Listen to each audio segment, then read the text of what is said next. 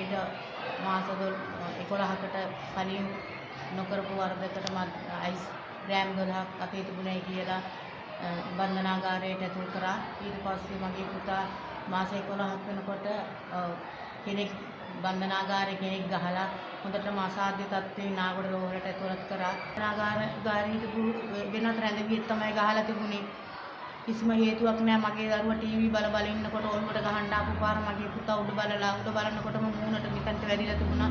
දත් 6ක් කැඩිලා ගොඩක් තුවාල වෙලා. පස්සේ අපිට නාගොඩ රෝහලේ ගියා අවශ්‍ය කරන ඒවා ගෙනත් දෙන්න පුළුවන් කියලා. අපි නැති වෙලි කම නොබල ගෙනත් දුන්නා 40000ක් ගියා. එයින් ඉස්සෙල්ලා මේ බන්ධනාගාරයෙන් බොරු පැමිණිල්ලක් කරලා එයාට වෙඩි තියන්න ආවා කියලා මේ ඉස්පිරිතාලේ මුරකාරයෙක් තමයි කියලා තියෙන්නේ රෑ පාන්දර 3ට ආවා කියලා. ඒ කිසිම දැනුවත් කිරීමක් කරලා නැහැ. පහුවෙන්ද 1:00 වෙනකොට අපි රෝහලට දරුවා බලන්න ගියාට පස්සේ තමයි මේ නිලධාරිය ඇවිල්ලා කිව්වේ ඕගොල්ලෝ එන්න එපා බලන්න මෙන්න මේ ඊයේ රෑ මෙයාට පාන්දර 3ට වෙඩි තියන්න ආවා. මගේ ඔළුවට තුවක්කු කියලා දිව්වා. එයාත් දිව්වා මාත් දිව්වා කියලා. ඒ වුණාට අපි හොයලා බැලුවා කිසිම තැනක කියලා නැහැ. එයාට තියෙන නිලධාරියෙකුට එයා ඒ බව කියලාත් නැහැ. ජේලර් මහත්තයාට කියලාත් නැහැ. 1:00ට අපි බලන්න ගියාට පස්සේ තමයි ජේලර් මහත්තයා කිව්වේ මෙන්න මේව දෙයක් උනායි කියනවා. මෙයාගේ මම බලෙන් ටිකට් කපන් අරන් යනවා කියලා. අපේ පුතා ඇඬුවා කෑ ගැව්වා. මගේ කට හොඳ කරලා අරන් යන්න මහත්තයා කියලා. ඒ කිනුවත් අහන්න නැතුව තමයි වන්දනාගාර මහත්තයා බලෙන් ටිකට් කපන් ගියේ.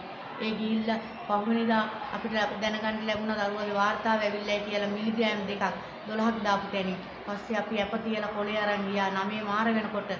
ඒ ගිහිල්ලා 10 වෙනකන් අපි බලන් හිටියා පුතාව ගේනකම්. පස්සේ මහත්තයෙක් ඇවිල්ලා කිව්වා එයාගේ ඇතේ යන්න සුදු පාට ෂොපින් එකක් තිබිලා අහුවෙලා කියලා. පස්සේ ඒගොල්ලෝ කිව්වා ඉනේ තිබිලා කුඩු ග්‍රෑම් 10ක් ගත්තා කියලා. පස්සේ දාලා තියෙන්නේ කලුතර පොලිසියෙන් ගෙන්නලා කට උත්තර අරගෙන ග්‍රෑම් 4යි 800ක් තිබුණා කියලා දාලා නැවත නඩුවක් දාලා මගේ පුතාට මේක සාධාරණ මම බලාපොරොත්තු වෙනවා. මගේ පුතාට අවුරුදු 2ක දරුවෙක් ඉන්නවා. එයා විදේශගත වෙන්න හිටියේ එදා රෑ. මුලින් ඊට පස්සේ තමයි පොලිසියෙන් ඇවිල්ලා අරගෙන ගිහිල්ලා එයාට කලිනුත් ඒ බොරු නඩුව දැම්මේ. මේක පරිගැනීමක්.